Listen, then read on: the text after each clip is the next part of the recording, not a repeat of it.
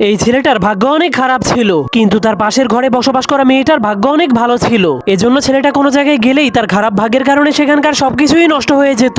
কিন্তু সেই মেয়েটা কোনো বিপজ্জনক কাজ করতে গেলেও তার ভালো ভাগ্য তাকে সবসময় বাঁচিয়ে দিত। কিন্তু একদিন ভুলবশত সেই ছেলেটা ওই মেয়েটার সাথে ধাক্কা খেয়ে যায়, যার কারণে সেই মেয়েটা তাকে সাহায্য করার চেষ্টা করে। কিন্তু ছেলেটা নিজের খারাপ ভাগ্যের ব্যাপারে অনেক ভালো করেই জানতো, এজন্য সে অনেক মন খারাপ করে সেখান থেকে চলে যেতে শুরু করে। কিন্তু তখনই হঠাৎ করে সেই ছেলেটা একটা আইসক্রিমের গাড়ির মধ্যে পড়ে যায়, যার কারণে সেই গাড়িটা ঢালু রাস্তার কারণে সেই মেয়েটাকেও ধাক্কা মেরে দেয়। এজন্য সেই আইসক্রিমের গাড়িটা তাদের দুজনকে নিয়ে ফুল স্পিডে মেন রোডের উপর দিয়ে চলতে শুরু করে দেয়। এরপর ছেলেটার খারাপ ভাগ্যের কারণে সামনে গাড়ির জ্যাম লেগে যায়, কিন্তু যখনই মেয়েটা সামনে যায় তখনই মেয়েটার ভালো ভাগ্যের কারণে সেখানে নতুন একটা রাস্তা তৈরি হয়ে যায়, যার ফলে আইসক্রিমের গাড়িটা সেই রাস্তার উপর দিয়ে জাম্প করে দেয়। কিন্তু তখনই তারা নিচে তাকিয়ে দেখতে পায় তারা সমুদ্রের মধ্যে পড়ে যাচ্ছে। তখন তারা বলতে শুরু করে, আমরা কেউই তো সাঁতার কাটতে জানি না। এজন্য ছেলেটা জীবন বাঁচানোর জন্য নিজের ছাতাটাকে খুলে দেয়, কিন্তু তার ভাগ্য অনেক খারাপ হওয়ার কারণে তার ছাতাটা উল্টে যায়। কিন্তু যখনই সেই